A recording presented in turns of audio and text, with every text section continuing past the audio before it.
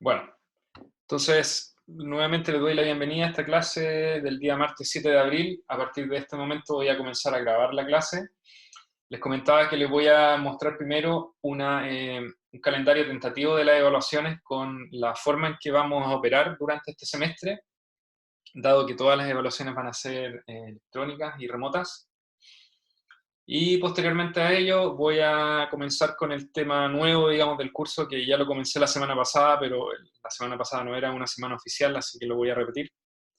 De todas maneras, la clase de la semana pasada está disponible, así que van a ver de alguna manera dos versiones de la misma clase, solo que una va a ser un poquito más quizás rápida que la otra. Esa es la única diferencia. Pero el contenido es exactamente el mismo, las láminas son exactamente las mismas. Así que voy a compartir mi pantalla ahora para mostrarles el calendario tentativo que he preparado de evaluaciones para este semestre. Lo que están viendo ustedes, un segundito. Ahí está. Entonces lo que ustedes están viendo acá es un documento donde aparecen, por un lado, las semanas de clases, la evaluación que van a tener esa semana y la fecha tentativa de entrega o de la evaluación, digamos, en el caso de los ejercicios. Entonces tenemos acá actividades casi todas las semanas, semana 3, 4, 5, 6, 7, 8, 9, ¿ya? Esas son seguidas y después se pegan saltos de semana por mes, 11, 13 y 14. Ahora, las fechas que aparecen ahí, ¿por qué son tentativas? Porque, bueno, el ejercicio 1 estaba originalmente pronosticado para hacerse la semana 3, pero cambiaron la fecha, así que la fecha en la cual tocaría esa evaluación sería la próxima semana, que es el 15 de abril, ¿ya? Entonces, ustedes noten que los ejercicios son semana por medio. Semana 3, 5, 7, 9, 11 y 13. Son 6 ejercicios en total. Y los laboratorios van a ser 3. Lo que aparece enunciado en esta tabla son las semanas de entrega de los laboratorios, ¿ya? Entonces, tenemos entrega la semana 4, la semana 6 y la semana 8, ¿ya? Y por último, una evaluación, la evaluación final de toda esta lista, que es la tarea 1, que se va a entregar la semana 14. Ustedes notarán que casi todas las entregas tienen una fecha tentativa. La última, la que aparece en el listado, es la del 17 de junio, ¿ya? Tanto el ejercicio 6 como la tarea 1 no le puse fecha porque todavía la escuela no ha emitido el calendario oficial. ¿Qué quiere decir el calendario oficial? Que no ha propuesto las semanas de break del semestre. Entonces yo no sé si esas semanas permanecen así o se van a cambiar, se van a correr un par de semanas como todo el resto. Así que tan pronto tenga esas fechas, yo se las voy a subir, pero sí lo que tienen que tener claro es que van a ser semanas 13 y semana 14. A continuación les voy a leer todas las consideraciones de esta evaluación, ¿ya? Primero, las sesiones de laboratorio virtual se realizarán la semana anterior a la fecha de entrega. Para ser más claro, les voy a incluir que son los días lunes en horario de laboratorio. En horario de laboratorio que estaba originalmente establecido para este curso, ¿ya? O sea, eso no cambia. Lo único que cambia es que la experiencia va a ser remota. Es decir, el profesor auxiliar les va a explicar en qué consiste el laboratorio, les va a pasar un set de datos y les va a explicar lo que ustedes tienen que hacer, ¿ya? Después, los informes de esas experiencias virtuales de laboratorio se realizarán en parejas designadas, lo cual quiere decir que va a haber un listado donde va a aparecer su nombre junto con el de su compañero. Y la entrega de ese informe va a ser las fechas que aparecen en la tabla hasta la medianoche, es decir, puede haber entrega durante todo el día. Esto quiere decir que ustedes van a tener desde el lunes hasta el miércoles de la semana siguiente para hacer el laboratorio, para hacer el informe. Entonces, si ustedes consideran el laboratorio 1 que se tiene que entregar la semana número 4, eso quiere decir que la experiencia de laboratorio va a ser la semana número 3. Entonces, eso quiere decir que la primera sesión de laboratorio va a ser este lunes que viene. Y el profesor auxiliar de laboratorio les va a mandar un comunicado explicando en lo que va a consistir esa clase y les va a pasar el material que necesitan, que son básicamente la guía del laboratorio y una guía de elaboración de informe. Después, el tercer punto que aparece acá tiene relación con los ejercicios. Estos se realizarán en forma individual. El enunciado del ejercicio será enviado a las 10 a.m. Va a ser enviado a través de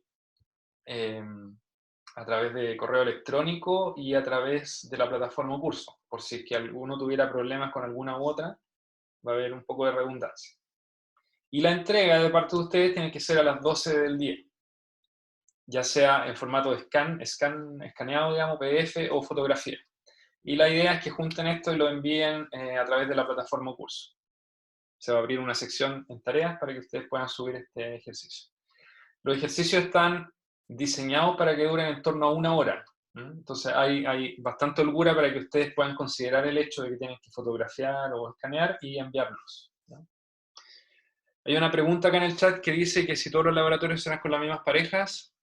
La verdad es que yo creo que sí, porque son 3 nomás. Entonces, todas las parejas van a... O sea, una vez que se designe la pareja va a ser para toda la sesión. ¿Ya? Valentina tiene una pregunta, voy a desmutear para que pueda preguntar. Profe, Valentina, por favor. la duración de los ejercicios, ¿Sí? que van a durar 2 horas. ¿No creo que esto es muy poco? Sí, lo que estaba comentando Valentina es que los ejercicios están diseñados para que ustedes se demoren 1 hora en resolver. ¿Ya? No son ejercicios largos, son ejercicios para 1 hora. Por lo tanto, el resto de la hora ustedes lo pueden usar, ya sea en, qué sé yo, afinar algo que quieran del ejercicio mismo y después tengan el tiempo suficiente para poder enviarlo. También está considerado el hecho de que, si, no sé, pues si llegan a tener algún problema con el envío, ustedes tienen que considerarlo dentro de ese tiempo. ¿Ya? O sea, no me parece excesivo, no me parece que sea poco tiempo para la duración del ejercicio propiamente tal. Obviamente esto lo vamos a ir probando en la marcha y eventualmente podrían haber cambios si es que hubiese algún tipo de inconveniente durante el primer ejercicio. ¿Ya? Pero de ninguna manera, o sea, los ejercicios no duran 2 horas. ¿Ya? O sea, no le estoy dando 2 horas porque el ejercicio dura 2 horas, sino que es casi el doble del tiempo. Hay una pregunta en el chat que dice, ¿es conveniente tener TI para los ejercicios? La verdad que no. No es necesario tener una TI, o sea, con cualquier calculadora debería bastar, incluso la calculadora del celular. No es un impedimento tener una calculadora más potente. Ya, voy a proceder a leer el siguiente punto de las evaluaciones. Dice, la tarea 1 será publicada la semana 12, ¿ya? Eso también está diseñado. La semana 12 ustedes reciben la tarea y van a tener 2 semanas para poder entregarla. Así que lo que se les sugiere en este caso es que se programen bien para que puedan asignar el tiempo correspondiente a esta actividad. Después dice, las semanas sin ejercicio habrá clases auxiliares. Lo cual no quiere decir que antes de un ejercicio va a haber siempre auxiliar. ¿No? O sea, por eso lo redacté de esa manera. Cuando no haya auxiliares, van a haber auxiliares. O sea, cuando no hayan ejercicio, van a haber auxiliares. Esa es la política. ¿Ya? Si por ABC motivo no se puede llevar a cabo un auxiliar antes de un ejercicio, digamos, no se puede, ¿ya? No es una condición para que haya ejercicio que antes haya un auxiliar. Así que eso lo tienen que tener súper claro, porque van a pasar cosas entre medio y a lo mejor varios ejercicios no van a poder haber auxiliares antes. ¿Ya? Se va a hacer en la medida de lo posible. También durante los ejercicios el profesor auxiliar estará disponible para contestar dudas vía email o en sesión de Zoom. Él va a estar conectado en Zoom. ¿ya? No es necesario que ustedes estén conectados vía streaming todo el rato, ¿ya? No, o sea, si ustedes quieren, bajan el ejercicio, lo responden, digamos, y lo envían sin preguntarle a nadie, ¿no? No tienen, la gracia del ejercicio es que va a ser lo suficientemente claro para que ustedes lo puedan resolver sin problemas, sin que le asalten dudas. Pero si llegasen a necesitar alguna aclaración, van a tener la opción de entrar a Zoom y el auxiliar va a estar ahí disponible para responder preguntas. Si no pudieran acceder a Zoom, le pueden mandar un correo también, él va a responder tan pronto como pueda, va a estar ahí todo el rato pendiente de ustedes, ¿no? ¿Hay alguna pregunta al respecto de las evaluaciones? Yo creo que con eso ya se cubren bastante de los temas. Este documento, bueno, le puse ahí fecha de actualización, esta del 7 de abril. Si hubiesen actualizaciones posteriores, lo voy a ir poniendo en cada documento. Ustedes vayan fijándose en la última actualización. ¿Preguntas?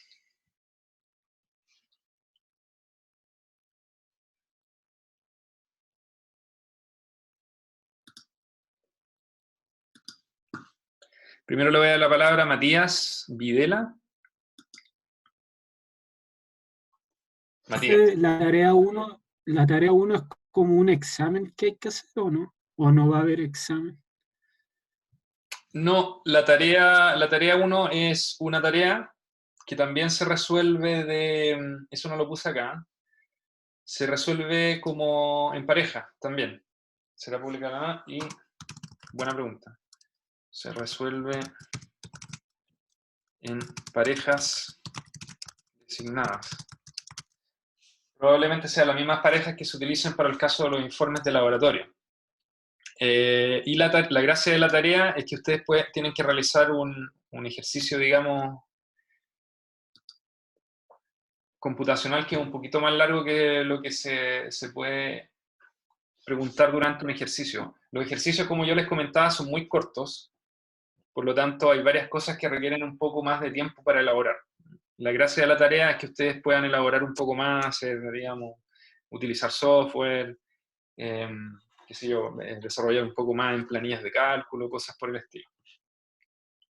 Todas estas evaluaciones que aparecen acá son las evaluaciones parciales del curso, ¿ya? Todos los ejercicios, y esto está explicado en la primera clase, todos los ejercicios equivalen a un control, ¿cierto? Así lo habíamos visto. Déjenme ver la primera clase, se los puedo compartir. A ver.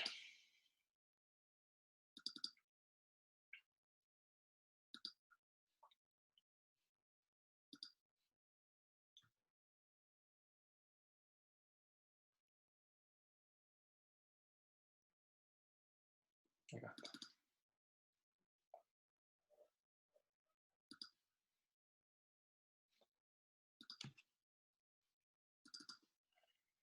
Ya.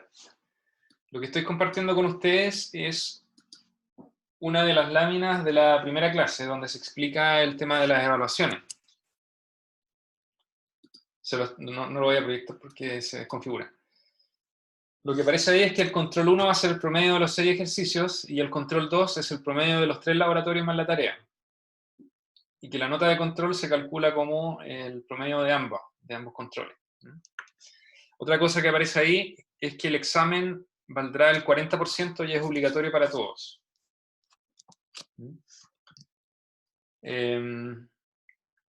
Y bueno, la copia obviamente va a ser desancionada estrictamente, más ahora que son puras actividades en línea. Quiero ser bien enfático en eso. Si se detecta copia, eso va a ser causal de sumario inmediato, ¿ya? No va a haber, aquí las condiciones son súper extremas y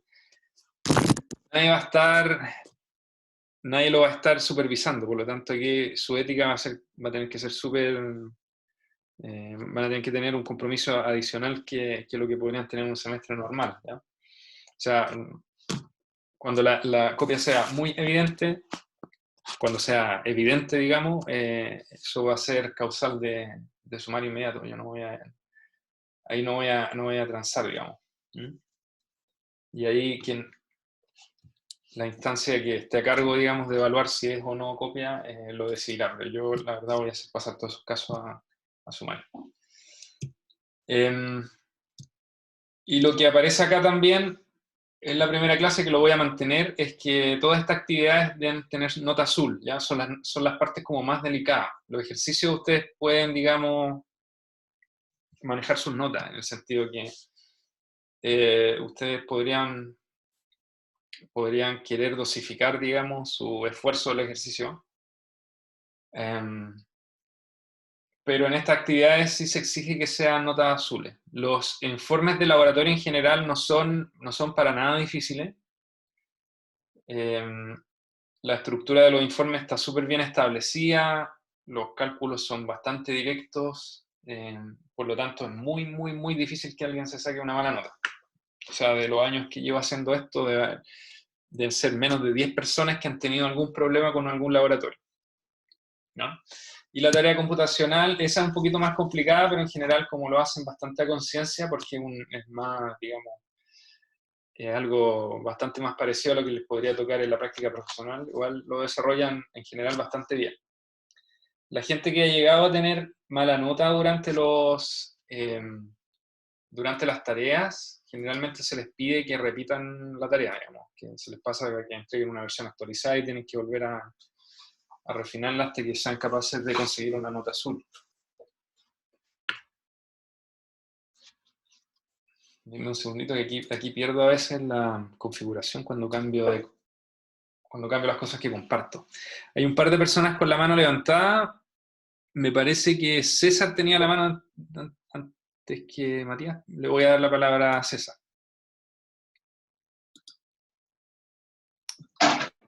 Le di la palabra a Agustín. Perdón, Agustín. César, ¿podría levantar la mano de nuevo? Ahí está, ya.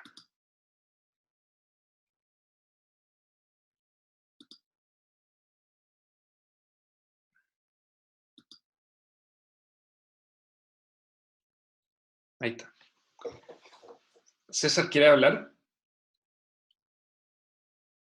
Gracias, manda flexibilidad respecto a la del trabajo.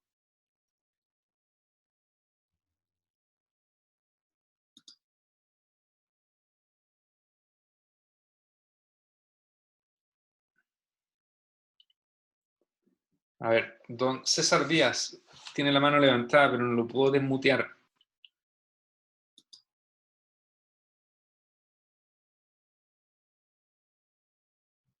¿Podría hacer su pregunta por el chat, por favor? Yo lo voy a leer.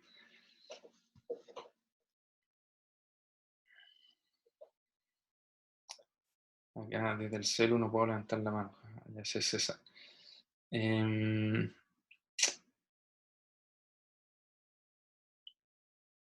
Estoy leyendo. Orlando Tovar dice, profe, debería haber la flexibilidad con respecto a la elección de la pareja para el trabajo. Orlando, si quieres levantar la mano, yo te puedo dar la palabra para que me expliques, por favor, el tema de la flexibilidad.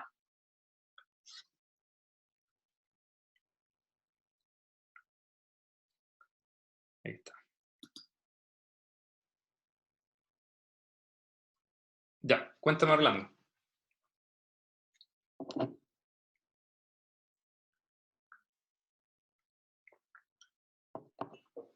Orlando, no te escucho. Ahora. Ahora sí, pero despacito. ¿Si puede hablar un poquito más fuerte? Sí. Buenos días. No, el comentario iba dirigido era porque quizás nosotros podemos ajustarnos no con personas que tengan el mismo horario o el mismo tipo de rutina, ¿no? En mi caso, yo trabajo y quizás tocar con una persona que tenga otro tipo de responsabilidades, va a ser difícil entenderse, ¿no? Por poner un ejemplo, nada más eso. Pero Sí, solo claro. era preguntarlo. Sí, quizás sí. Mira, lo que pasa, Orlando, la razón de hacer esto es más que nada tratar de generar una instancia que es bastante parecida a lo que toca en la práctica, que a veces te toca hacer cosas con gente que no conoce. Esto es principalmente para evitar que muchas veces uno tiende a hacer las cosas con personas que tienen más afinidad. Entonces, como una extensión de lo mismo que viene haciendo hace mucho tiempo, ¿no? Entonces, para ponerlo en una situación un poco distinta, digamos, que tenga que primero coordinarse, entenderse y repartir algún tipo de responsabilidades con otras personas que no conoce, digamos, es esta medida. ¿Ya?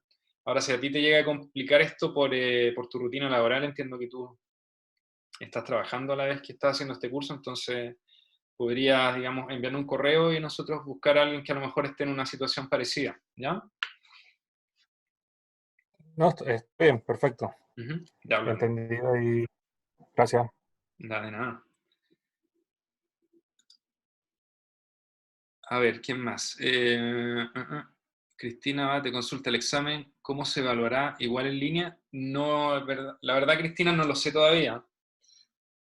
No sé si la escuela en algún minuto irá a levantar la restricción de las actividades presenciales, todo va a depender, me imagino, cómo evolucione el tema sanitario más bien, ¿eh? Yo sería un poco cauto, todavía no me atrevo a decirles cuál va a ser la modalidad, así que ustedes yo creo que más bien estar atentos para lo que venga, ¿ya? Jorge Watson dice, para los labs, ¿la tarea se necesita algún software en específico? Para los laboratorios solamente se necesita tener Excel y nada más. Para la tarea vamos a evaluar la disponibilidad de software. Generalmente utilizamos software libre, que ustedes lo pueden descargar en versión estudiante, con algunas limitaciones de cantidad con las capacidades que pueden, digamos, evaluar, pero generalmente la tarea se diseña de tal manera que sean capaces de utilizar esa versión sin tener ningún problema. ¿Ya? Francisco dice, hola profe, buenos días, entonces cuando tengamos las notas de control 1 y control 2 calculadas, ¿solo bastará tener nota sobre 4 para aprobar el curso o tendremos que aplicar alguna evaluación extra? En caso de que esta nota final sea menor a 4, ¿hay alguna evaluación en alguna instancia para remediar esto? Francisco, la verdad es que el examen hasta el momento es obligatorio, ¿ya? O sea, no hay ninguna posibilidad de eximirse. Entonces, no basta con una nota mínima, digamos. Lo que se hizo el semestre pasado, dada la contingencia social, es que se redujo la exigencia para eximirse, que era nota 4, pero hasta el momento no hay nada de eso. Y por el contrario, se nos ha pedido que el examen sea obligatorio, ¿ya? Porque va a haber quizás, digamos, en algún caso extraordinario puede que haya muchos problemas para llevar a cabo la evaluación. Entonces, la instancia para poder saber si es que aprendieron lo suficiente para llevar a cabo el curso va a ser esa. Entonces, como conclusión, la nota 4, digamos, no significa nada, hay que dar el examen igual. El examen de este curso vale el 40%, sí. Sebastián del Pino, César Díaz, tengo problemas con el Zoom. César nuevamente dice, quería preguntar por el examen, ¿cuáles serán las reglas y condiciones para este? Como le mencionaba, yo creo que es un poco temprano hablar de las reglas del examen, solamente tener en consideración que lo van a tener que dar de todas maneras. Usualmente los exámenes controlan toda la materia.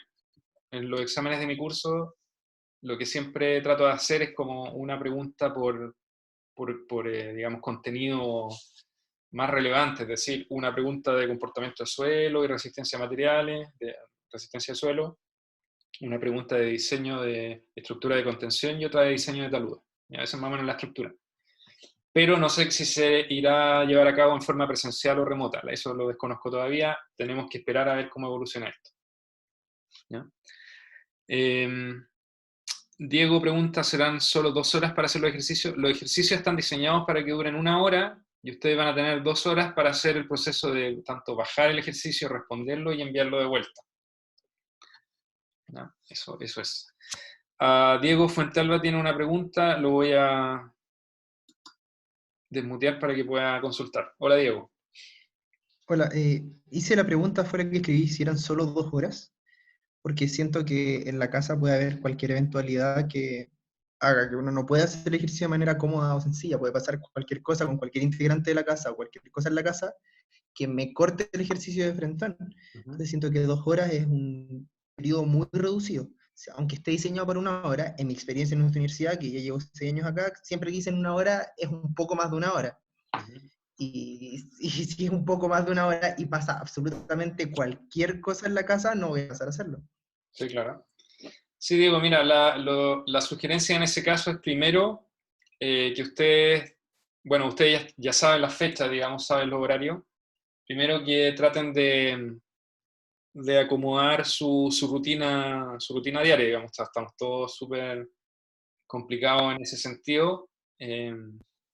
No tenemos obviamente las mismas comodidades que podríamos tener en una situación normal, pero ya el hecho de saber cuándo hacer esto nos puede dar un poquito de ventaja de poder programarnos adecuadamente. Entonces, lo primero es una programación adecuada con los miembros de la familia. Ahora, si durante bueno, nosotros nos vamos a esforzar, digamos, y eso es mi compromiso de que el ejercicio dure el tiempo que está prometido, digamos, es 1 hora. Y lo segundo, que si ustedes llegaran a tener problemas, qué sé yo, un problema que sea obviamente defendible y argumentable, ustedes siempre se pueden comunicar conmigo y explicarme las razones de los problemas para poder terminar el ejercicio a tiempo, ¿ya? Pero sí partamos, digamos, por la base de que, al contrario de tener problemas, vamos a tratar de hacer lo mejor posible para tener disponibilidad, ¿ya? ¿Te parece, Diego? Bueno, sí, sí, pero eso espero yo. Sí, Yo sí, creo que va a pasar. La esperemos que probabilidad de que a nadie le pase un problema en ese momento es muy sí, baja, sí, pero sí, obviamente que problemas van a haber, pero quien tenga tal un vez no problema demora mayor de tiempo. se puede comunicar conmigo, digamos, y explicarme cuál ha sido su problema, ¿ya? Perfecto. Qué bueno que Gracias, quede Diego. claro. Ya. Orlando tiene la mano levantada, le voy a dar la palabra. Hola, Orlando. Hola, profe. Simplemente había escrito en chat, ¿cuándo vamos a tener ejercicios dirigidos o ejemplos? Porque ya la semana que viene, Ujú. entiendo, deberíamos tener ya el primer ejercicio a resolver. Entonces, quizás saber un poco de qué trata lo que va a plantear usted como ejercicio. Sí, claro. Bueno, esta semana ustedes van a tener su primera clase auxiliar, que va a ser el día de mañana de 10 a 12. Y el auxiliar ahí les va a mostrar más o menos ejercicios que son típicos de este curso, ¿ya?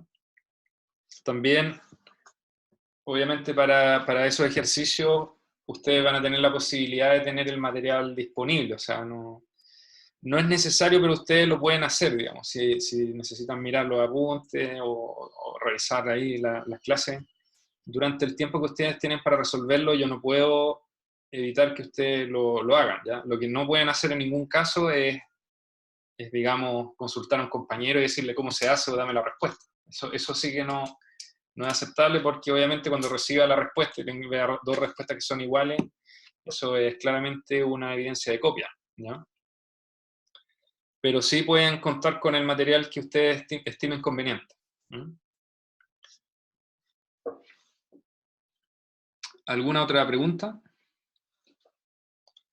Diego, de nuevo. Diego. No. Yo no pregunté nada. Ah, es que otro Diego, ya, Perdón. perdona, Diego. Diego Fancarla, cuéntenos. No, tal vez no bajé la mano, pero no hice, no la levanté, no, pensé que se bajaba sola, perdón. Ya, no te preocupes. Bueno, si no hay más preguntas, voy a ver, voy a volver al archivo Word. Ahí están viendo ustedes el archivo Word. Este archivo entonces se lo voy a subir a un curso para que ustedes lo tengan de respaldo. Además, todo lo que dije durante la clase lo pueden considerar como evidencia, digamos, de lo que viene para el resto del semestre, ¿ya? Y lo que voy a hacer a continuación es comenzar con la parte relacionada con ensayo triaxial de este curso. Así que voy a parar de compartir esto. Lo que están viendo a continuación es la presentación que yo les subí a cursos, que está relacionada con el ensayo triaxial. El ensayo triaxial es uno de los más populares para poder determinar el comportamiento de los materiales granulares y también su resistencia al corte. Este ensayo cuenta con dos modalidades que están explicadas en estos estándares de la Sociedad Americana de Ensayo de Materiales. La primera de esas modalidades corresponde a la drenada, ¿ya? Y está explicada en el estándar D7181. El ensayo en cuestión en inglés es consolidado drenado, un triaxial en compresión para suelos. Y la segunda modalidad es una que se conoce como modalidad no drenada, y está explicada en el estándar D4767. Ambos estándares yo los subí a cursos para que ustedes los puedan consultar en caso de que tengan dudas de detalle. Estos estándares también les van a servir para poder realizar los informes de laboratorio que les vamos a pedir. Así que es bueno que los bajen y los vayan revisando. Lo que yo voy a explicar en la clase del día de hoy es un resumen de las principales características del ensayo. Todos los detalles ustedes los pueden encontrar en estas normas americanas. Bueno, aquí lo que se muestra en esta lámina es la configuración experimental del ensayo, donde aparece principalmente el montaje, que se caracteriza primero porque consiste en una celda, que es la que está aquí al medio y estoy agrandando, donde ustedes preparan una probeta del material que quieren ensayar. Y esa probeta se dispone dentro de una cámara. La cámara es este aparato de acrílico que ustedes ven con una tapa superior e inferior. La probeta de suelo que está en su interior está rodeada por una membrana de látex, la cual separa el interior del material granular con el exterior. ¿Por qué es importante mantener el exterior separado? Porque dentro de esta cámara hay un fluido, que en la mayoría de los casos es agua. Y por medio de ese fluido es que se ejerce un confinamiento a la muestra que se quiere ensayar. Este confinamiento ustedes lo pueden ver como una presión que se está aplicando en todas las direcciones iguales a esta probeta. Ahora, esta cámara está montada en un marco de carga, como ustedes pueden ver. La gracia de este marco de carga es que permite desplazar la base donde está apoyada la cámara, lo desplaza hacia arriba. Y en la parte superior ustedes ven que hay lo que yo llamé acá un pistón y una celda de carga. Esto quiere decir que a medida que el marco de carga va moviendo la cámara hacia arriba, el pistón está reaccionando y hace que la probeta se vaya comprimiendo cada vez más con la deformación. Entonces, ¿qué quiere decir esto? Que la probeta que está al interior de esa cámara está siendo sometida a la vez a un confinamiento, a un esfuerzo de confinamiento ejercido por el fluido que está en su interior, y a medida que se va deformando hacia arriba, se va comprimiendo en la dirección axial.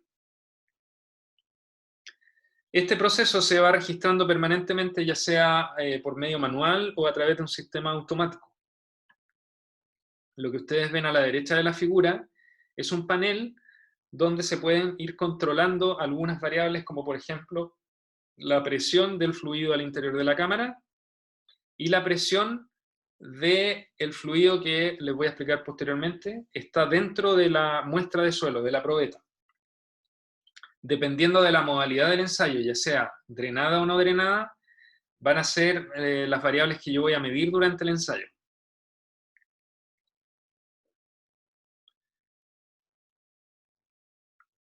Lo que aparece en esta lámina es un detalle. Se quedó pegado.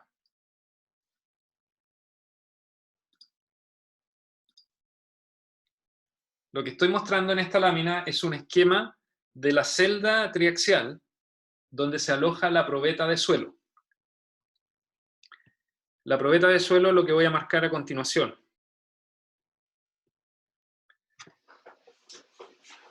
Esa probeta de suelo, como les comentaba, está rodeada por una membrana externa que la separa del fluido que está en la cámara, que es todo lo que aparece ahí en esa sección. Ese fluido ejerce un esfuerzo que en este caso se conoce como sigma 3. Entonces, en la metodología de preparación de una muestra para poder ensayarse en condición triaxial son los 8 puntos que aparecen ahí. Lo primero que ustedes tienen que realizar es confeccionar la probeta. Esta confección se puede hacer a partir de una muestra inalterada o medianamente inalterada a través de un proceso de tallado, o se puede hacer por medio de un procedimiento que se conoce como remoldeado. en la cual la probeta se construye a partir de una muestra disgregada del material original. Es decir, en ese caso el material no mantiene sus características iniciales de estructura, sino que más bien se desintegra primero para poder construirse después. La confección de la probeta, una de las características principales es establecer la densidad a la cual uno quiere confeccionar esa muestra. Ya sea densidad alta, baja, una densidad que esté acorde a las densidades observadas en terreno, etc. Una vez que esta probeta se confecciona, el punto 2 indica que se debe montar en el pedestal de la cámara, como está en esa configuración, como aparece ahí. Este proceso de montaje también incorpora el hecho de poner la membrana, que es lo que rodea a la probeta, y también estos anillos de goma que se ven acá como unos puntitos, que yo voy a resaltar en verde, en la lámina. Esos que se ve ahí son anillos de goma que permiten fijar la membrana tanto al pedestal como al cap superior que se pone a la muestra. De esta manera lo que ocurre es que se impermeabiliza la muestra, ¿ya? No permite que el agua que está en la cámara entre a través de ella. El tercer paso del procedimiento es cerrar la cámara, es decir, todo eso, después de que se monta la probeta, se pone arriba de la cámara, se cierra, se aprieta con unos tornillos en la parte externa y se llena de agua. El agua que se le aplica dentro de la cámara se hace a través de la manilla que está en la parte izquierda de la figura, que yo voy ahora a subrayar con verde, esta de acá. Esa válvula que está ahí está conectada directamente a la cámara, lo cual quiere decir que para poder llenar eso del fluido que va a actuar como confinante, se abre la cámara y se pasa el agua en este caso hasta que se llene. Después de que ocurre ese proceso, uno puede dar distintos niveles de presión al agua que está dentro de la cámara. Es decir, uno puede partir de una presión relativamente hidrostática hasta presiones del orden de 7 kilogramos fuerza por centímetro cuadrado en un ensayo triaxial convencional, en una máquina convencional. ¿Ya? Ahora, esos niveles de confinamiento generalmente se mantienen constantes durante el test. Estos tests que yo les mencionaba, en ambas modalidades, tanto drenada como no drenada, se hacen a niveles de confinamiento que son constantes, que se establecen de antemano y se alcanzan antes de comenzar el proceso de aplicación de esfuerzo de corte que les voy a comentar a continuación. El cuarto paso del proceso y de la metodología corresponde a la percolación de dióxido de carbono a través de la probeta. Si se fijan ustedes en la imagen, en la parte izquierda tienen una llavecita, también una válvula, que los conecta al interior de la probeta. A través de esa válvula se pueden hacer circular tanto gases como agua al interior de la probeta. Entonces, durante esta etapa de percolación de CO2, lo que se hace es conectar esa válvula con un contenedor de dióxido de carbono, ¿cierto? Con un estanque. Al abrir el estanque y hacer circular CO2, lo que está ocurriendo es que ese gas está percolando al interior de la muestra y está desplazando todo el aire que pueda haber. El aire, el H2O, digamos. Entonces se reemplaza todo el gas que hay al interior de la muestra con CO2. ¿Por qué queremos hacer ese proceso? Porque posteriormente hay que llenar todos los espacios que estén dentro de la muestra de suelo con agua. Se llena con agua. Ese proceso se conoce como saturación, y es el punto 5 de esta metodología. La gracia del CO2 es que se disuelve muy fácilmente en agua, mucho más fácil que el aire. Por lo tanto, si yo reemplazo el aire al interior de la muestra por CO2, una vez que empiezo a hacer circular agua por esa misma válvula, va a ser muy fácil que todos los intersticios se empiecen a llenar con agua. ¿No?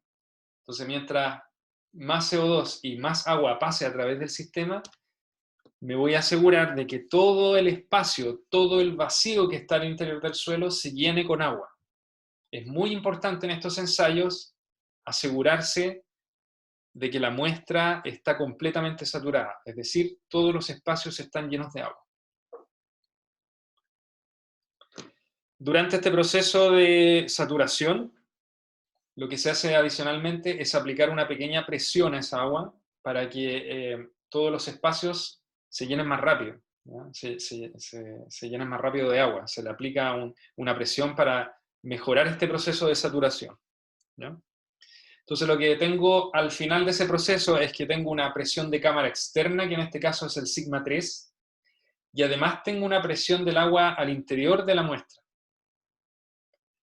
Si yo descuento la presión de cámara menos la presión que tengo internamente, que le voy a llamar Vp, voy a tener el confinamiento efectivo de la muestra. Esto es súper importante, ¿ya?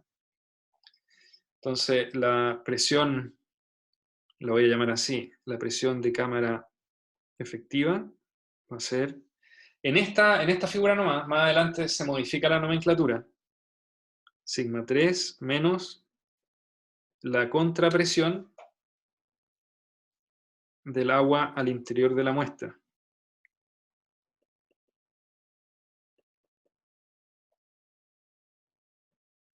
De la probeta. ¿Ya?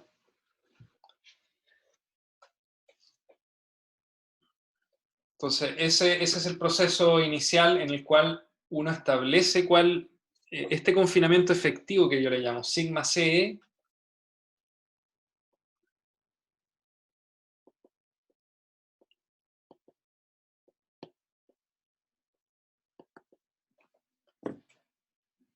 ese confinamiento efectivo es el que uno establece de antemano y es el que se mantiene se mantiene constante durante el ensayo. ¿No? Después, en el punto 7, dice que una vez que uno establece, hace del punto 1 hasta el punto 6, uno comienza a aplicar un esfuerzo desviador por medio del pistón que aparece en la parte superior, y este proceso se realiza a deformación controlada en la mayoría de los casos. ¿Ya? Entonces, este pistón que aparece acá aplica una fuerza, que lo estoy dibujando en azul, que la voy a denominar FB, fuerza vertical. Y lo que se hace al último es medir cómo se va deformando esta probeta a medida que se somete a estos esfuerzos, ¿ya? Lo que se mide en particular es el cambio volumétrico de la muestra cuando el ensayo está en una condición drenada y la presión de poros cuando está en una condición no drenada. A la vez que se va monitoreando la deformación vertical que se está imponiendo en la muestra. Recuerden, esto se hace a deformación controlada, es decir, la deformación axial, ¿cierto? El acortamiento axial yo lo estoy imponiendo. Mido la fuerza que se requiere para hacer eso y a la vez mido el cambio volumétrico que experimenta la muestra en condición drenada y la presión de poro en condición no drenada. Este concepto de cuándo es drenado y qué se considera como no drenado es lo más difícil de entender y es lo que voy a explicar a continuación.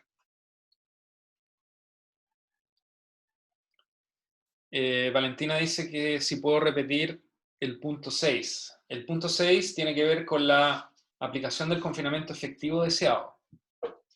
Por definición, y como lo anoté en la lámina, el confinamiento efectivo, ese sigma CE, es el sigma 3, que es la presión que tiene el agua dentro de la cámara, y el Vp es la presión que tiene el agua al interior de la probeta, ¿ya? Ese sigma 3 que aparece ahí en la lámina, yo lo puedo controlar con la válvula que está a la izquierda, ¿ya? Aplicando presión al agua que está entrando a la cámara. Y el Vp, que es la contrapresión, lo puedo modificar al aplicar una presión al agua que estoy haciendo circular a través de la derecha, ¿ya? Entonces, lo primero que yo tengo que hacer es establecer qué nivel de confinamiento efectivo quiero aplicar. Por ejemplo, yo podría aplicar un confinamiento efectivo de 1 kilogramo fuerza por centímetro cuadrado. Eso quiere decir que la diferencia entre el sigma 3 y el Vp tiene que ser 1 kilogramo fuerza por centímetro cuadrado. Ahora, yo para saturar la muestra, que es lo que está ocurriendo en el punto 5, para asegurarme de la saturación, yo probablemente tengo que haber aplicado un BP igual a, por decir un número, 0,5 kilogramos fuerza por centímetro cuadrado. Con ese nivel de contrapresión, yo soy capaz de saturar la muestra. Eso quiere decir que para mantener un confinamiento efectivo de 1, yo tengo que aplicar un sigma 3 de 1,5. ¿Ya? O sea, 1,5 menos 0,5 me da el 1 kilogramo fuerza por centímetro cuadrado de confinamiento efectivo que requiero. Entonces, como ya modifiqué el BP y lo tengo en 0,5, lo que tengo que hacer ahora es aumentar la presión de cámara hasta llegar a 1,5. ¿Ya? Entonces, una vez que hago eso, dejo de cambiar la presión. Mantengo la presión constante, tanto en la cámara como al interior de la probeta. Y con eso fijo el confinamiento efectivo.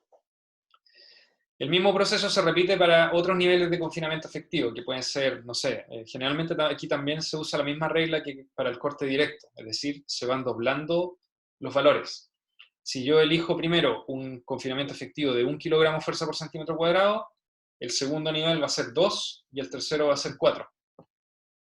Si el primero es 0,5, el segundo es 1 y el tercero es 2. Así generalmente se van doblando los esfuerzos entre test y test. Lo que acabo de escribir es, obviamente, para poder determinar los parámetros resistentes del suelo, que como ustedes saben dependen del nivel de confinamiento, y están caracterizados por una envolvente de falla o un criterio de falla de tipo Mohr-Coulomb. Aquí también vamos a ver lo mismo que vimos en el corte directo, solo que desde otro punto de vista, con un estado de esfuerzo que se puede considerar como principal. ¿Se responde a la pregunta, Valentina?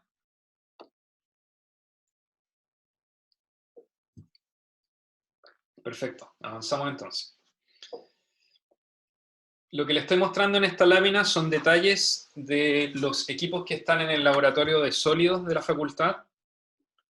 Idealmente, en condiciones normales, ustedes hubiesen efectuado sus ensayos en estos equipos, pero ahora solamente los van a conocer a través de estas láminas. Lo que aparece en el lado izquierdo es el marco de carga, donde ustedes pueden ver el panel de control. Este panel de control lo que hace es establecer la velocidad al cual se va a desarrollar el ensayo. Esas velocidades generalmente están dadas por el tipo de material. Y lo que se hace cuando se controla la velocidad es establecer a qué tasa... No muy bueno ese color. ¿A qué tasa sube este plato que aparece acá? Entonces, ahí no está la cámara montada, pero cuando está montada lo que hace es, digamos, hacer que esta suba. Y en la parte superior hay un dial que nos permite medir la deformación vertical de la muestra, que es una manera de confirmar que lo que se está imponiendo es lo mismo que se está midiendo. Lo que aparece a la derecha es el panel de control, que lo que hace es controlar la presión de cámara, la contrapresión dentro de la probeta, y además es capaz de medir los cambios volumétricos que puede experimentar una muestra. ¿No? Recuerden, si volvemos al esquema, la cámara se controla con la válvula de la izquierda, el interior de la probeta con la válvula de la derecha.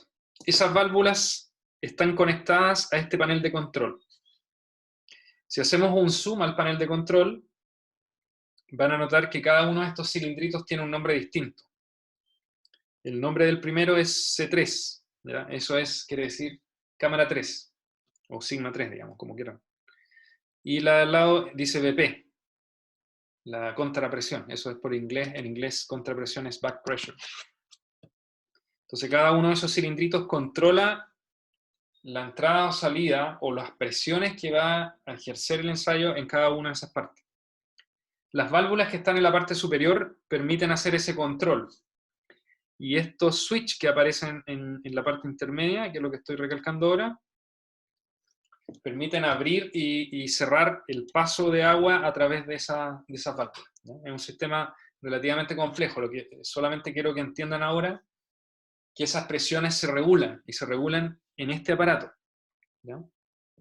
Fíjense además que este panel de control permite llevar el seguimiento de 3 ensayos distintos, ¿no?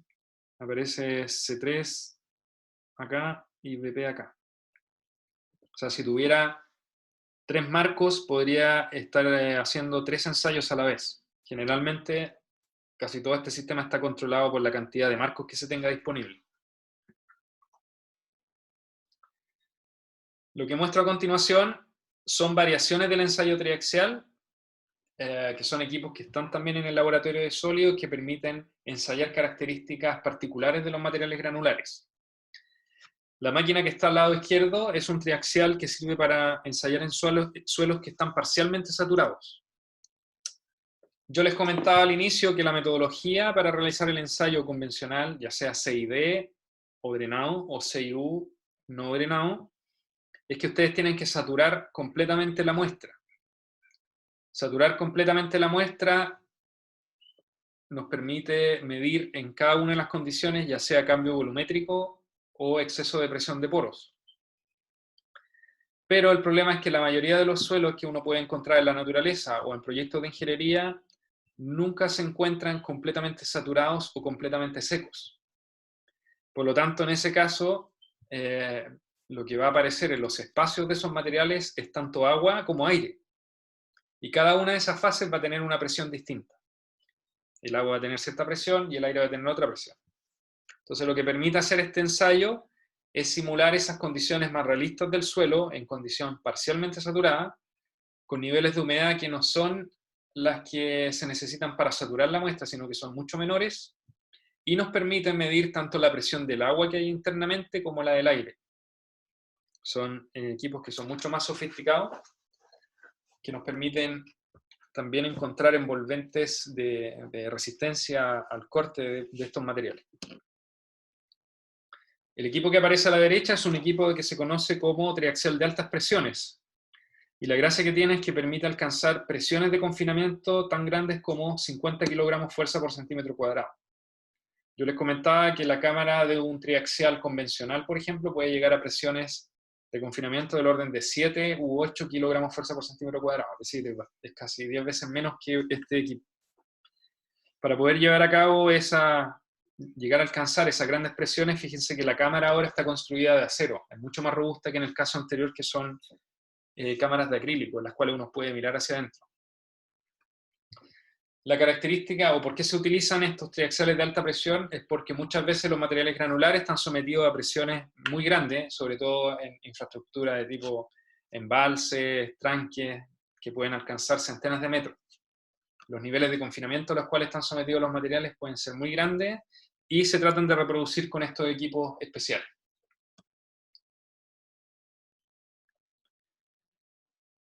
Lo que me voy a referir a continuación tiene que ver con la confección de las probetas. La confección de la probeta es muy importante porque dependiendo de cómo se preparen, va a ser el comportamiento y la resistencia que puede exhibir un material granular. En otras palabras, yo puedo tener el mismo material granular, pero puedo confeccionar la probeta de distintas formas y voy a tener distintos resultados. Lo que les estoy mostrando acá es una forma de confección de probetas que se hace en laboratorio. Y consiste en generar, a partir de una simulación de cómo se deposita el material en la realidad, una especie de muestra representativa, como lo que están viendo a la izquierda. En este caso yo la llamé caja de consolidación por capas, ¿ya? Porque en este caso en particular estábamos interesados en investigar cómo podía ser la estructura del suelo cuando se depositaba en un embalse de relaves. Ustedes recordarán que en alguna clase les mencioné que los relaves son estos desechos que se generan en minería, producto de la extracción de mineral.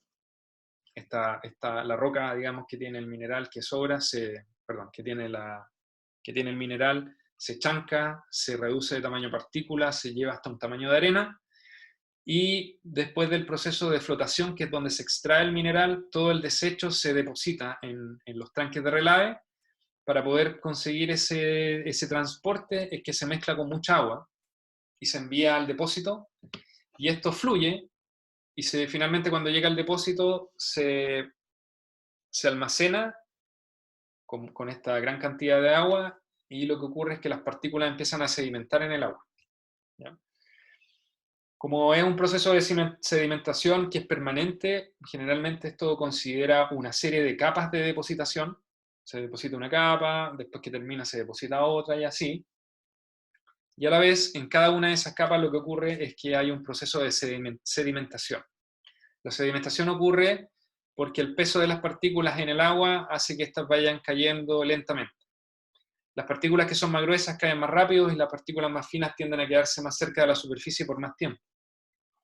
Entonces lo que ustedes están viendo acá en esta imagen de la izquierda es cómo luciría un suelo después de que fue depositado en condiciones similares, pero en laboratorio, en una caja. Aquí ustedes pueden ver claramente dos capas de depositación, una más pequeña que la otra. Y lo que se hace para poder confeccionar una probeta representativa del suelo en ese caso y poder ensayarla en condición triaxial es tallar un bloque, es decir, sacar un bloque de ese material y comenzar a tallarlo hasta llevarlo a la forma de la probeta. Ustedes pueden ver a la derecha, una vez que la probeta ya fue tallada, terminada, ¿cierto? Esa probeta tiene 10 centímetros de altura y 5 centímetros de diámetro. Y pueden ver también que la estructura de la probeta mantiene las características del material original que fue depositado. Ustedes pueden ver ahí claramente dos capas que incluso tienen como distinto color. Las probetas que se ensayan en triaxial generalmente dependen del tamaño de la celda que se tenga en el laboratorio. La mayoría de los laboratorios de Chile, me atrevería a decir, son capaces de ensayar probetas de 10 centímetros de altura por 5 centímetros de diámetro. El tamaño que viene después de ese es 15 de altura y 7,5 de diámetro, siempre manteniendo una razón de aspecto, altura-diámetro de 2:1. El tamaño de la probeta siempre va a estar relacionado con el tamaño máximo de las partículas que se están ensayando. Lo cual quiere decir que si yo tengo una probeta pequeña de 10 de altura y 5 de diámetro, va a ser apropiada para materiales de tipo arena, o más finos, ¿cierto? Si yo quiero ensayar arenas gruesas también me sirve, pero si quiero empezar a ensayar gravas ya no me sirve, porque son tamaños de partículas muy grandes. Entonces cuando yo hago el test, lo que estoy ensayando muy probablemente va a ser las características de un grupo de partículas más que del material completo, propiamente tal, ¿ya? Entonces siempre hay que tener en consideración que el tamaño de la muestra o el tamaño de la probeta tiene que tener alguna relación con el tamaño de partícula máximo que yo quiero ensayar. Esta es una forma de confeccionar las probetas. Existe otra forma que es a través de probetas remoldeadas, como yo les mencionaba. Las probetas remoldeadas lo que hacen es desintegrar el material granular. O sea, imagínense que, por ejemplo, yo de esta caja donde tengo la parte izquierda, yo tomo una muestra de suelo que tiene una forma como el del bloque, pero para confeccionar la muestra yo la desintegro. Empiezo a manipularla de tal manera que desagrego todas las partículas entre sí y me quedo con las partículas separadas, ¿cierto? Partículas gruesas, partículas más finas, todas desagregadas.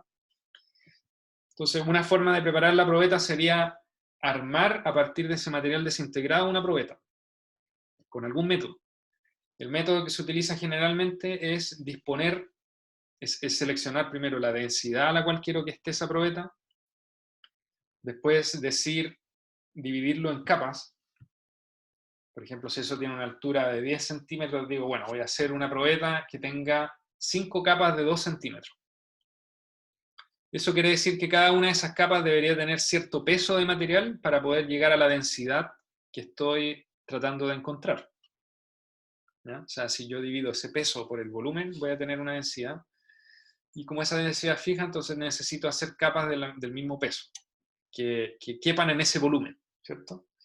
Entonces una forma muy común de hacerlo es tener un molde, digamos, que es como lo que está acá.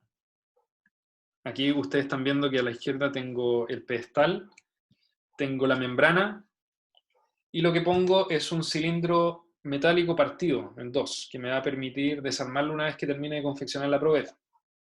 Cuando yo pongo ese anillo, impidiendo que el cilindro partido se desarme, y miro al interior de la probeta, lo que veo es un espacio. Perdón, no sé, voy a repetir eso.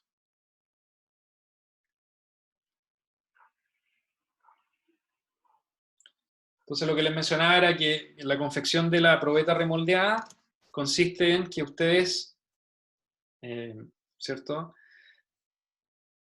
al momento de montar esto en la probeta, tienen que poner un cilindro dividido en dos, un cilindro partido.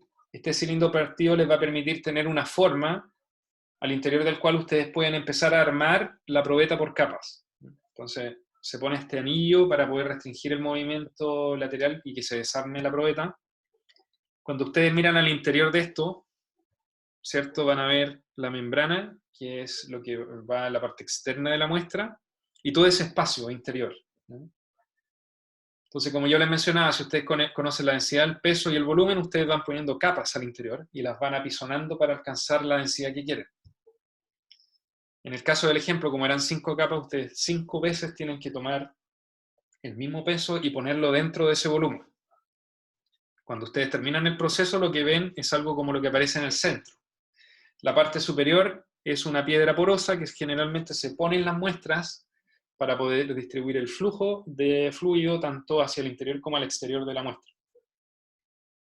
Después de que ustedes ponen el cap superior, enrollan el cap superior con la membrana y le ponen los anillos de goma, terminan con algo como lo que se ve acá a la derecha que estoy aumentando. Después sacan ustedes ese cilindro partido y se quedan con la probeta que querían montar. Entonces, todo ese material que ustedes ven ahí, esta es una arena gruesa. Fíjense que se pueden ver los granitos a través de la membrana de látex.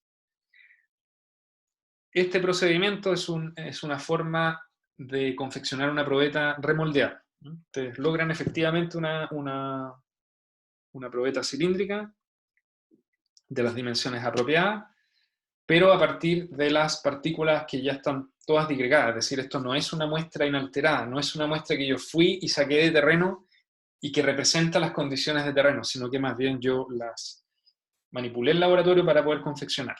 Eso se conoce como una muestra remoldeada. Lo que aparece en esta lámina es, después de haber confeccionado la probeta, ustedes ponen la cámara, la llenan de agua, y el proceso que está ocurriendo en este momento es el de saturación. Ustedes fíjense que aquí en la parte inferior hay una manguerita que estoy subrayando. Por medio de esa manguerita empieza a entrar fluido al interior de la probeta, y ustedes pueden ver que hay un frente de humedad que va subiendo por la probeta hacia arriba. Ese frente se puede ver como un cambio de color, donde el color más oscuro representa el agua que va subiendo a través del interior de la probeta. Así se ve la saturación de una arena. Esta arena es cuarcítica, bastante blanca, por lo tanto se ve así, y una vez que se humedece se ve más oscuro.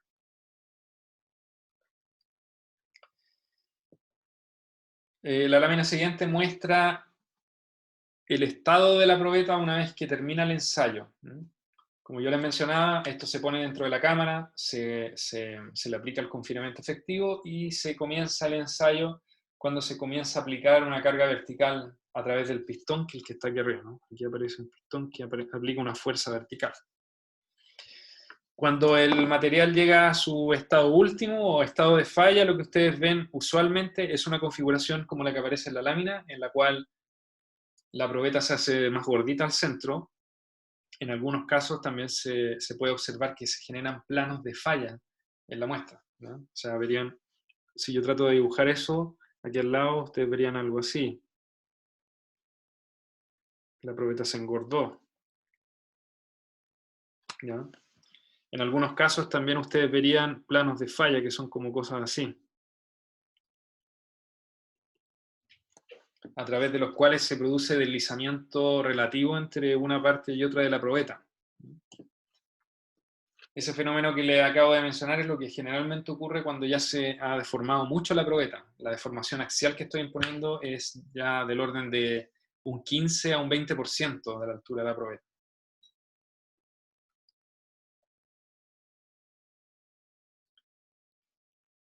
Lo que les voy a explicar a continuación son las principales diferencias entre los dos tipos de ensayo triaxial que vamos a ver en este curso y que son los más comunes que se utilizan en ingeniería geotécnica. La primera modalidad se conoce como triaxial consolidado isotrópicamente drenado, y por sus siglas se conoce como triaxial C y D, ¿ya? C de consolidado, I de isotrópicamente y D de drenado. Triaxial C y D. Lo que aparece acá es una representación elemental del test. Una de las características de este ensayo es que, si bien ustedes utilizan una probeta que es cilíndrica, esa probeta representa un estado de esfuerzos uniforme. ¿Qué quiere decir un estado de esfuerzo uniforme? Quiere decir que yo lo puedo analizar como un estado de esfuerzo muy simple, ¿ya? Que sería equivalente a tener un elemento de suelo como ese cubito que ustedes ven ahí y los esfuerzos que aparecen en la lámina. Entonces, si ustedes se fijan en la lámina anterior, cuando esto se lleva, perdón, no aparece, lo voy a... Cuando ustedes veían cómo se comportaba la muestra al momento de fallar, ven que esto se deforma muy lejos de ser una probeta uniforme. Aparecen deformaciones muy extrañas. Y eso principalmente porque hay entre el cap superior, que es lo que estoy dibujando acá, y el pedestal, que es la parte inferior, aparecen esfuerzos de corte, aquí en esta zona.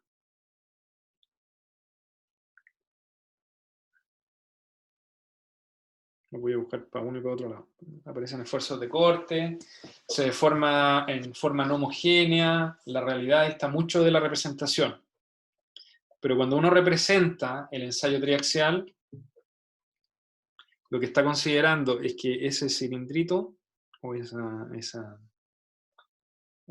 cilindro, esa probetita, se puede representar como un estado de esfuerzos homogéneo, como el cubito que aparece ahí en la imagen, ¿ya?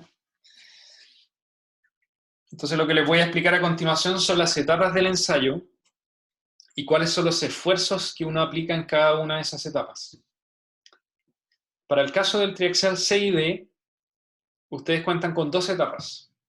Una etapa de consolidación isotrópica, que corresponde a aquella en la cual se aplica el confinamiento efectivo al inicio. Y ese confinamiento efectivo ustedes lo pueden representar como un estado de esfuerzo que es en todas las direcciones el mismo. Yo aquí lo llamo sigma CE. Y ustedes recordarán que en láminas anteriores definí sigma CE como la presión de la cámara menos la contrapresión al interior de la muestra, ¿ya? O sea, el VP es la presión que tiene el suelo al interior. ¿Cómo se modifica esa presión? Recuerden, a través de las válvulas que entraban al interior de la muestra. Es la válvula de la derecha en el esquema que les mostré en unas láminas anteriores. Y el proceso de consolidación isotrópica, a la vez que aplica el esfuerzo, mide un cambio volumétrico inicial, que es este delta vol C que aparece aquí abajo, que estoy subrayando. ¿Qué quiere decir esto? Que si ustedes inicialmente tenían una probeta de 10 centímetros de altura y 5 centímetros de diámetro, cuando aplican en esta etapa la consolidación isotrópica, cuando aplican un confinamiento efectivo en todas direcciones iguales, lo que están haciendo es apretar la muestra, es comprimirla en todas direcciones iguales. Producto de esa compresión es que todas las partículas que están al interior de la probeta se van a empezar a acomodar. Y producto de ese acomodo va a haber un cambio volumétrico. ¿Cómo se manifiesta este cambio volumétrico? Pues bien, si nos vamos a las láminas anteriores, y nos vamos a esta en particular, imagínense que el suelo que aparece ahí es comprimido en todas direcciones iguales. Cuando eso ocurre, el suelo se acomoda y lo que va a ocurrir es que el agua que está dentro ya no va a tener más espacio donde estar. Por lo tanto, va a ser expulsado por la válvula que está a la derecha. Y por eso es importante mantener la muestra siempre saturada, asegurarse de que todos los espacios estén llenos de agua. Porque cuando estos cambios volumétricos ocurren, la única forma que yo los puedo detectar es medir el agua que sale o entra de la muestra a través de la llave que está a la derecha. ¿Cuánta agua sale o entra de la muestra? En este caso, cuando aplico una consolidación isotrópica, como estoy apretando en todas las direcciones igual, lo que va a ocurrir es que efectivamente el suelo se contrae. O sea, hay cambio volumétrico y el agua sale expulsada. Esa agua expulsada es medida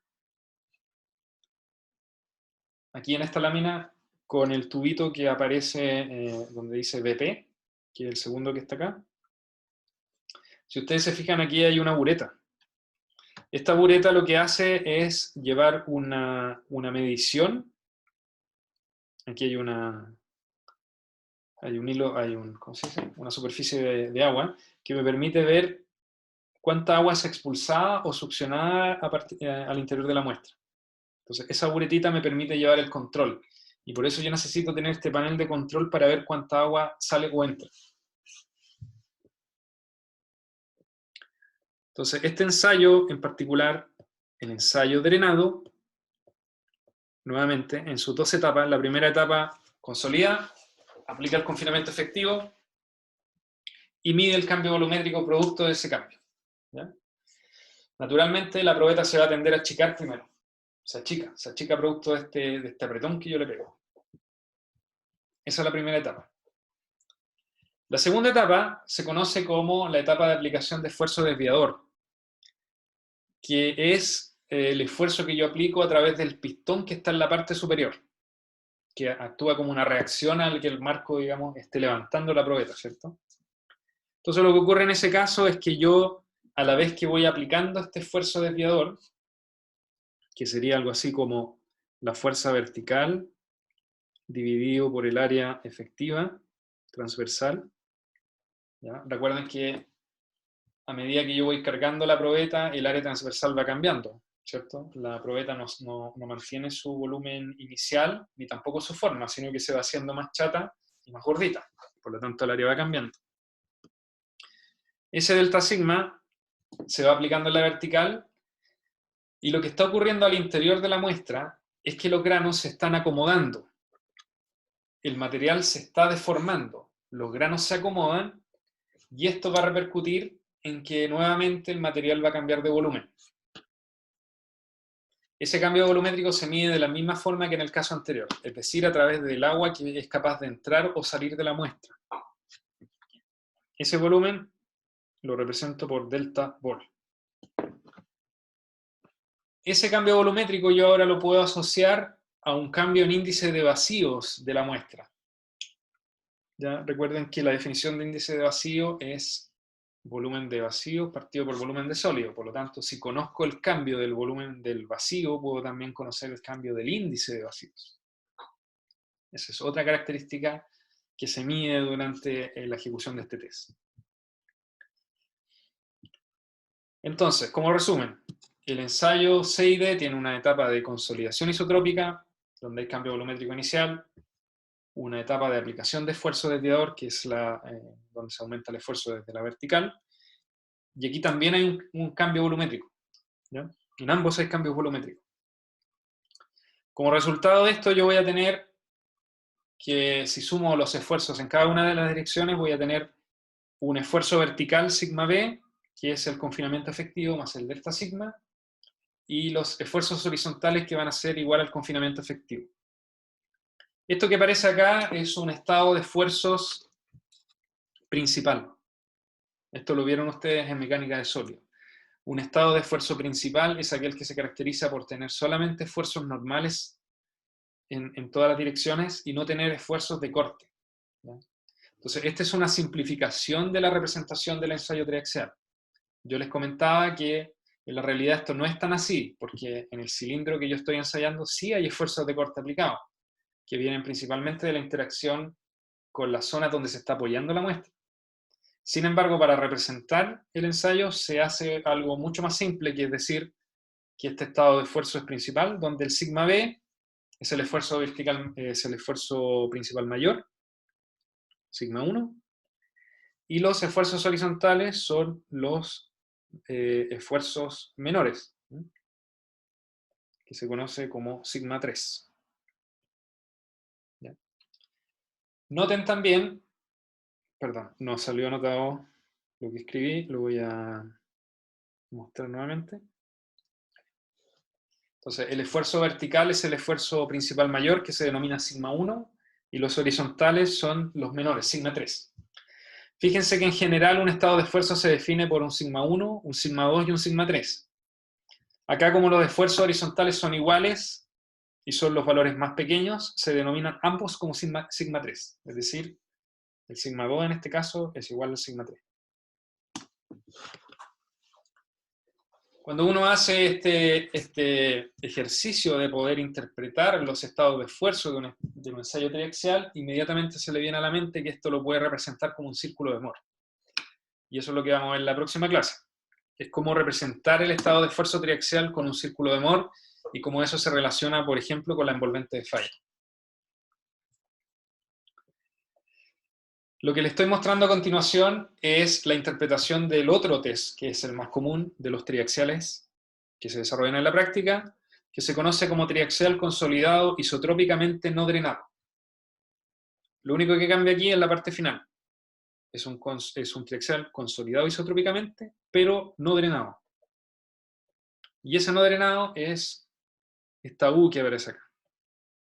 ¿Por qué la U? Porque en inglés no drenado se escribe undrained, se denomina undrained.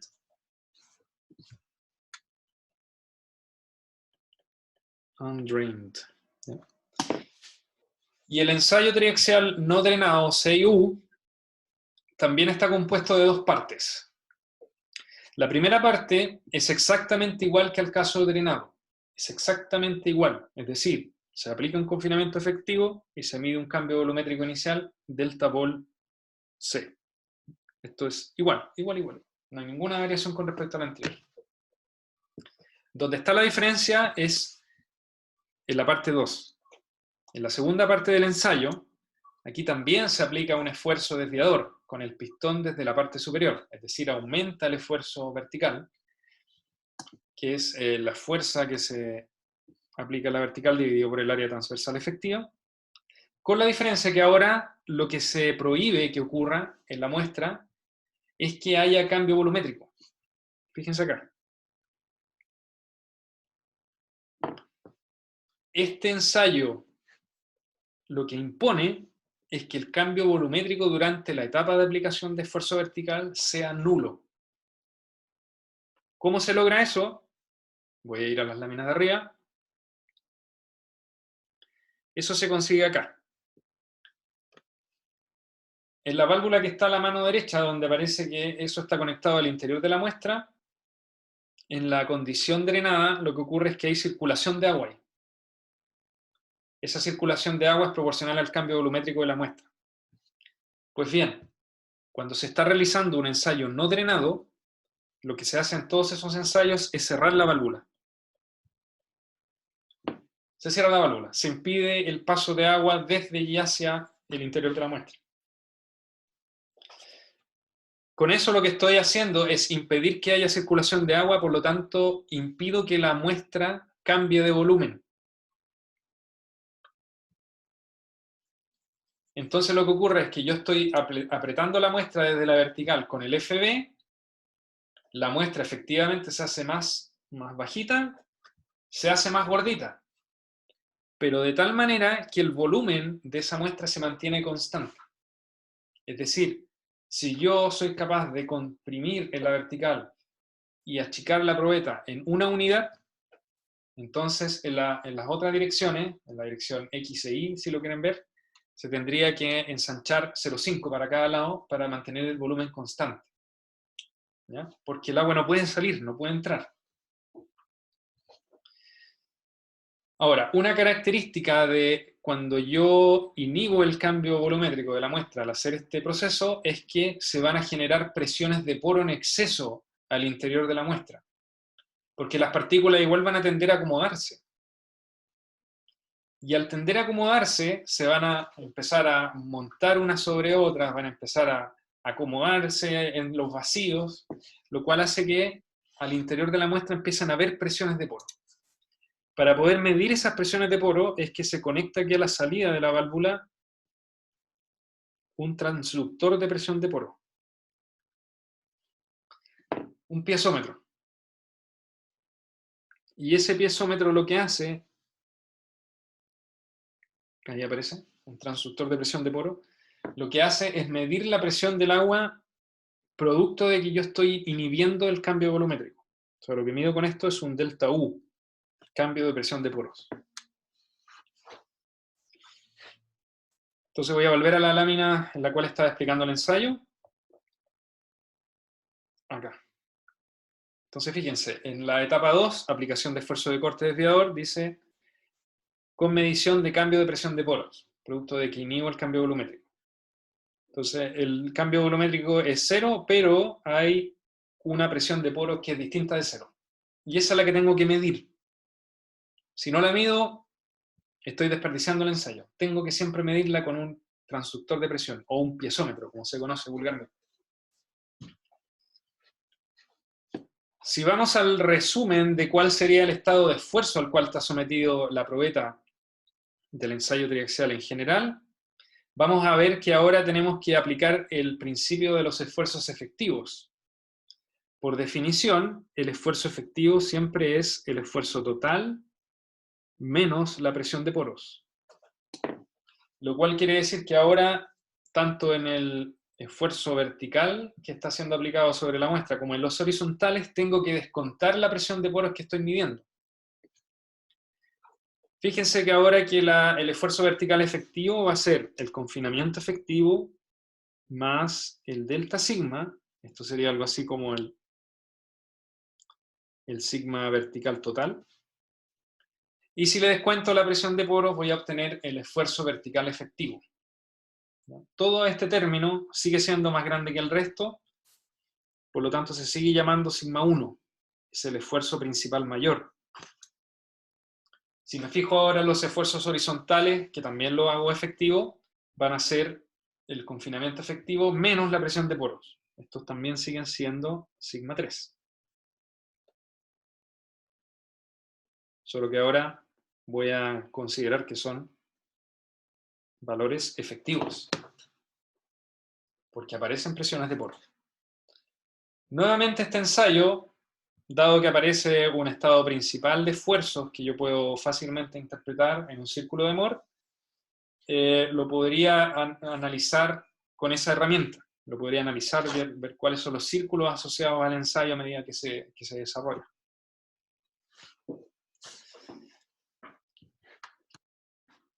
Bueno, para ir terminando la clase del día de hoy, que ha sido bastante cargada, digamos, pero hay muchas cosas interesantes que van a quedar disponibles en el video para que ustedes las puedan revisar.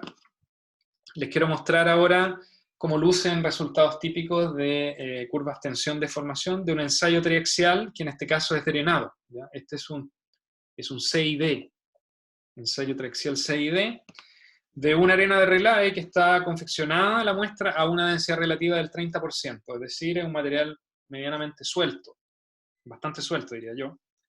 Y lo que aparece acá en el eje Y es el delta sigma dividido en 2, que yo lo llamo Q, y la deformación axial, que lo voy a llamar epsilon A, que va a ser el desplazamiento axial de la muestra dividido por el H que se obtiene después de la consolidación isotrópica.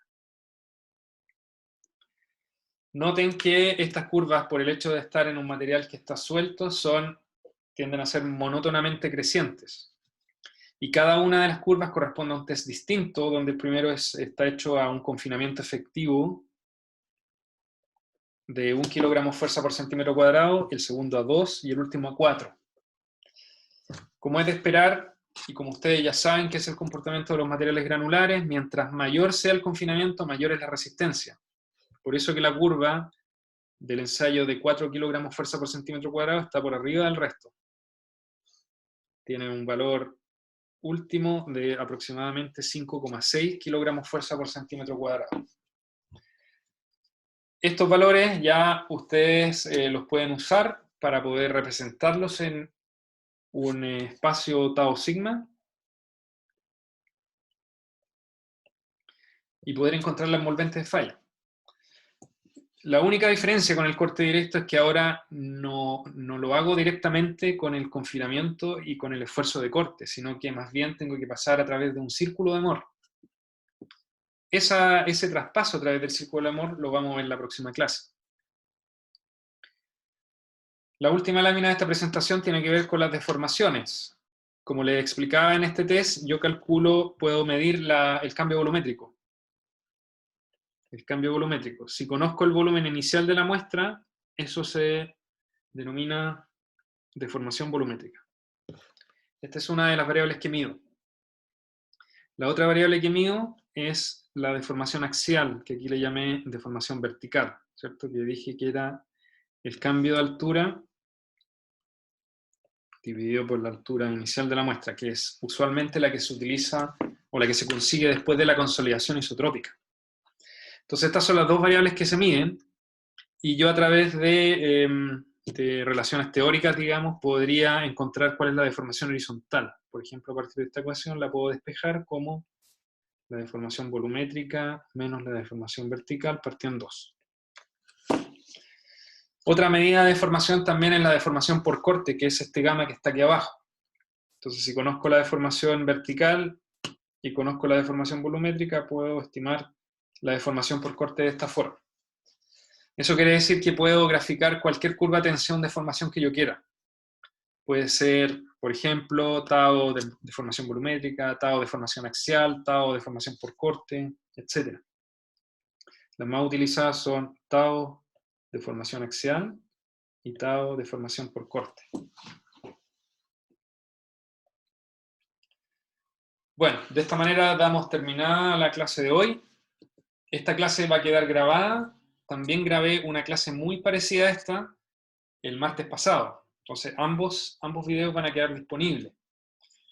Una cosa que mencioné en esa clase también es que yo le voy a sacar copia a la parte donde se explica el ensayo triaxial en el libro de Villalobos y se la voy a subir como material complementario. También van a tener las normas que les mencionaba al principio de la clase para que vean los detalles. Y lo que vamos a hacer las próximas 3 a 4 clases es explicar cada uno de los detalles de este ensayo, ya sea cómo se interpretan los resultados, cuáles son los resultados típicos, cuáles son las configuraciones más típicas, etc. Hay 2 personas que están levantando la mano. Primero le voy a dar la palabra a Valentina y después a Graciela. Valentina, cuenta.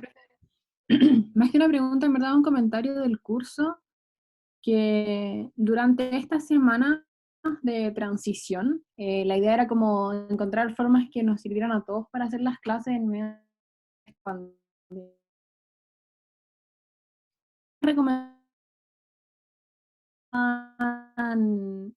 Flexibilidad en cuanto a la evaluación, y dice textual como los docentes tienen que tener en consideración que el tiempo de respuesta de un estudiante aumentará.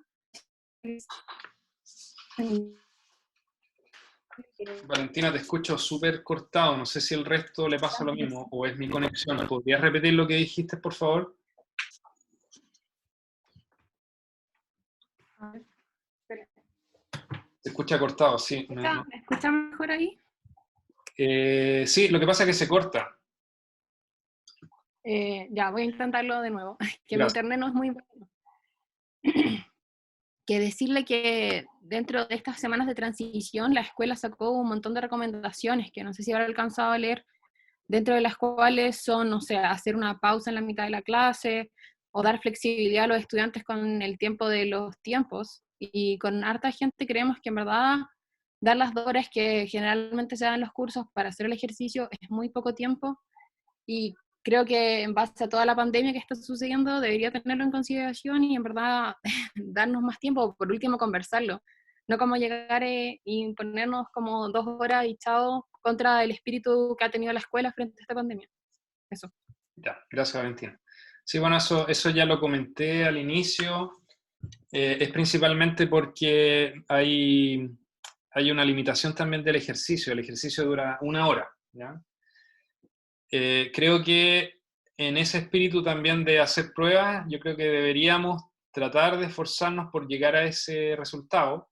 Es decir, yo les subo, digamos, a la hora de acordar el ejercicio.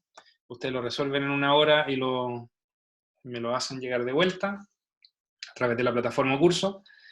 Y si eso no llegara a funcionar, vemos cómo operamos. Ahora, si funciona bien, ideal, ¿ya? De todas maneras, las personas, como le comentaba, no me acuerdo ya su nombre, pero una pregunta al inicio de la clase también, que si tuvieran cualquier problema en su casa porque no no tienen las condiciones o porque tienen problemas para resolverlo, porque muchas veces, como les decía yo, uno puede programar, se puede ponerse de acuerdo y decir, mira, tengo este ejercicio, así que voy a estar ausente 1 hora y media, por decir algo. O necesito estar ahí súper concentrado, por favor, no me moleste. Y justo en ese tiempo pasa algo, qué sé yo, cualquier cosa, así desde que alguien se accidenta hasta que llegó el gas que habían pedido y que es la oportunidad para recibirlo, por ejemplo. Entonces, esas personas que tengan problemas me escriben y me dicen, profe, tuve tal problema, le adjunto la resolución del ejercicio, ¿ya? Entonces, los casos particulares los voy a tratar yo personalmente. La gente que tenga dificultades durante ese día, durante las horas que están asignadas para el ejercicio, me escriben y me explican su problema. Pero la regla general va a ser esa. Van a tener un ejercicio de 1 hora que tiene que entregarse a las 2 horas. Probemos y veamos cómo nos va. Capaz que sea mucho más favorable de lo que pensamos. Siempre creo que es mejor ponerse en la condición más, digamos, óptima y después hacer las concesiones en la medida en que se vayan viendo estos problemas, ¿ya? Porque si yo de antemano digo, es que no voy a tener tiempo para resolverlo, yo creo que no va por ahí la cosa. Es mejor ponerse en la condición óptima. Si es que hubiesen problemas, yo voy a estar disponible y voy a tratar esos casos en forma particular, ¿ya? Voy a siempre tener la consideración de escuchar los problemas y también dar soluciones a las personas que tengan problemas, ¿ya? Le voy a dar ahora la palabra a Graciela. Hola, Graciela. Hola, ¿me escucha? Sí, ¿se escucha bien? Ya. También acerca de las evaluaciones, que antes no pude levantar la mano, que cuando vi que eran la misma cantidad de evaluaciones, como que igual me dio como un poco de ansiedad, porque claro, el comunicado decía que iba a bajar como la cantidad de materia que íbamos a ver solamente la esencial. Y después, con lo que usted fue hablando, me tranquilicé un poco porque, claro, dijo que, o sea, lo que yo entendí es que al final las evaluaciones van a ser más cortas, entonces ahí vamos a ver como lo esencial que te pedía el comunicado. Pero, claro, usted dice así como las situaciones puntuales las podemos hablar, pero, por ejemplo, me gustaría saber como qué tanta flexibilidad va a tener usted, porque ya, puede que se contagie la persona en situación de calle que está fuera de mi casa. Quizás para usted no es importante, pero a todos nos puede afectar distinto, quizás yo lo conozco, sé que no lo ha pasado bien en la vida, sé que se puede morir, entonces me va a afectar de manera distinta. Y siento que todos estamos siendo afectados de manera distinta, pero al fin y al cabo todos lo estamos pasando mal, entre comillas. Entonces, igual me gustaría que quizás ver bien el número de evaluaciones, a lo mejor acortar un poco algún laboratorio y juntarlo, porque siento que están siendo demasiadas evaluaciones hasta ahora. Gracias, Graciela, por tu pregunta. Voy a responder. A ver, yo creo que lo más importante en estas situaciones es mantener la comunicación. Por lo mismo, durante las semanas que tuvimos como de prueba de todos los sistemas, yo me mantuve haciendo clases porque me interesaba ver cómo esto funcionaba y cómo era la interacción con ustedes. Esta interacción es súper útil para que ustedes puedan comunicarse con su grupo docente, digamos, porque esto no solamente va a ocurrir en este curso, sino que en muchos otros, y contar sus situaciones particulares, ¿ya? O sea, se entiende obviamente, como Graciela dice, que pueden haber innumerables problemas y que pueden afectar a las personas de distintas formas. O sea, algo que para alguna persona pueda significar que no merita a lo mejor una gran preocupación, para otras sí. Entonces, en ese caso, mi sugerencia es que todos los que se sientan en una condición en que efectivamente están afectados o no pueden cumplir con alguna de las evaluaciones, tienen que comunicarse conmigo personalmente, ¿ya? O sea, no duden en hacerlo. Está en mi correo, está... bueno, el correo por ahora es lo que más funciona, digamos, porque no los puedo visitar. Ustedes no me pueden visitar a mí. Y en ese caso se pueden incluso hacer reuniones especiales a través de Zoom para tratar los temas. Eso con respecto a la situación. Entonces yo creo que de mi parte va a estar la voluntad de escucharlos a todos. Es un curso grande, que es mucho más demandante que un curso pequeño, así que me imagino que van a haber situaciones variadas, pero obviamente voy a estar dispuesto a tener siempre la mejor comunicación y comprensión con todos los que tengan algún tipo de dificultad para llevar a cabo la actividad del curso, eso no lo dudes, ¿ya? Ahora, con respecto a las evaluaciones, como también dice Graciela, el número de evaluaciones sigue siendo el mismo, solamente que el nivel de dificultad y de tiempo que les debe tomar va a ser más reducido, porque obviamente se entiende que no estamos en una condición normal. Lo que sí quiero mantener, y fue mi filosofía para mantener y establecer las evaluaciones más o menos recurrentes, es que ustedes se mantengan, aunque con una carga menor, pero que sea constante en el tiempo. Porque eso los va a ayudar a no descuidar el curso, y yo me imagino que los cursos en general, o sea, una actividad, no sé, pues de aquí a la semana 9, por ejemplo, van a tener una actividad por semana, entonces quiere decir que todas las semanas van a tener que dedicar tiempo, tienen que dedicar tiempo. A lo mejor no es lo mismo que en un semestre normal, que tienen que estudiar un montón, y a lo mejor los ejercicios duran 2 horas, y en la sala es mucha más presión, pero sí, de todas maneras, aunque sean cargas menores, pero que sean sostenidas en el tiempo. Nuevamente les pido que nos pongamos en la mejor de las situaciones, en la mejor de los escenarios, es decir, planificamos, esto es planificación, planifiquemos optimistas, pensemos que vamos a poder llevar a cabo todas las evaluaciones. Si en el camino ocurre A, B o C, vamos tomando decisiones, decimos, bien, mira, saben que esta semana es súper complicada, está, por decir algo, el 50% del curso enfermo o en una condición en que no puede hacerlo, bueno, veamos qué hacemos, digamos. Pero lo peor sería como ponerse pesimista a esta altura, pensemos en lo mejor y vamos paso a paso, semana a semana, viendo cómo va todo. Mañana, como les comentaba, está el auxiliar, el jueves está la otra clase, el lunes está el laboratorio, el miércoles el ejercicio, y así vamos teniendo actividad. Generemos actividad, también eso nos va a servir para que todos de alguna manera generemos una rutina